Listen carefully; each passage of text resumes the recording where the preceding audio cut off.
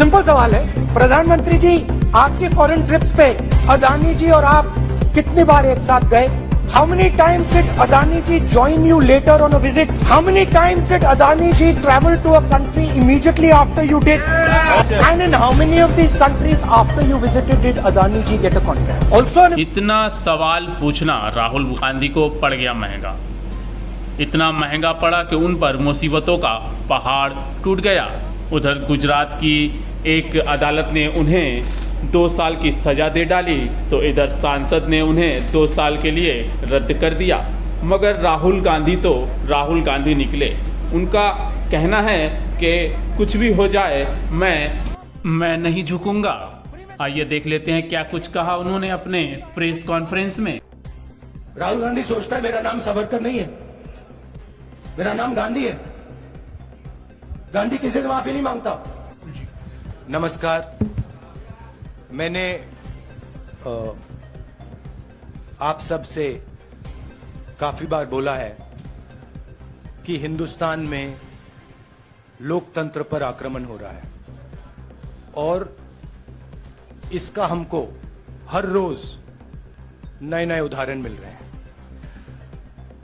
सवाल मैंने एक ही पूछा था,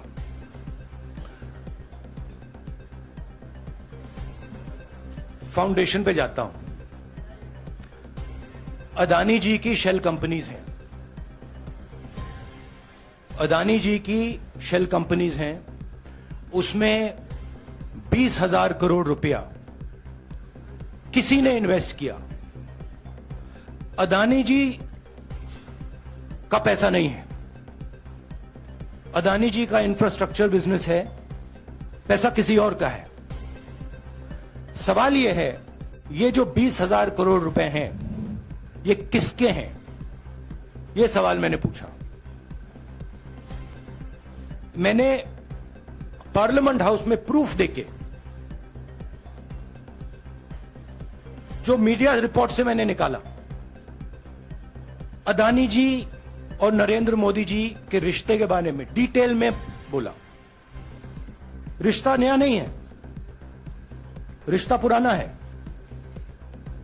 जब नरेंद्र मोदी जी गुजरात के सीएम बने थे तब से रिश्ता है और उसके बहुत सारे पब्लिक प्रूफ्स हैं।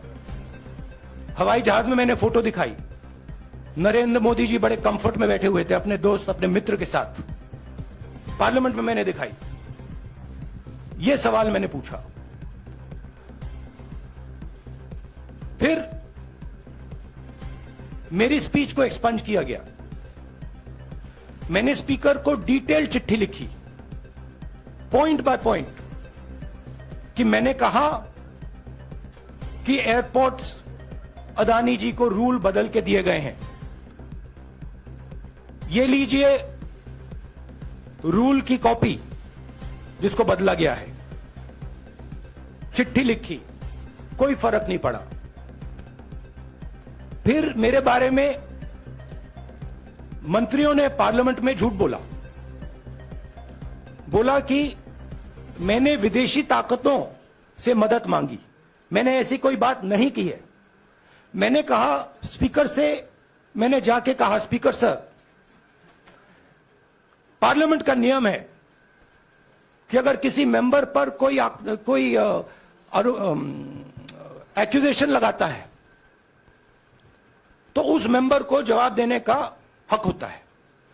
मैंने एक चिट्ठी लिखी, उस चिट्ठी का जवाब नहीं आया। दूसरी चिट्ठी लिखी, उस चिट्ठी का जवाब नहीं आया। फिर मैं स्पीकर के चेंबर में गया। मैंने स्पीकर सर से कहा, स्पीकर सर, ये कानून है, ये रूल है,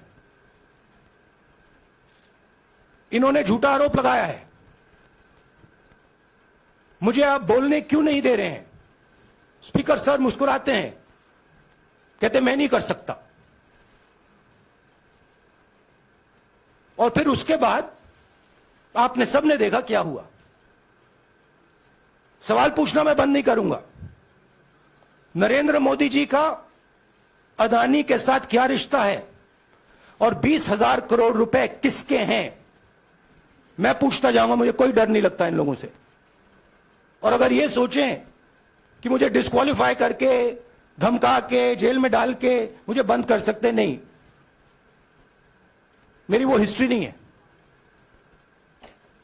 मैं हिंदुस्तान के लोकतंत्र के लिए लड़ रहा हूं और मैं हिंदुस्तान के लोकतंत्र के लिए लड़ता रहूंगा, किसी चीज से नहीं डरता हूं, यह सच्चाई है।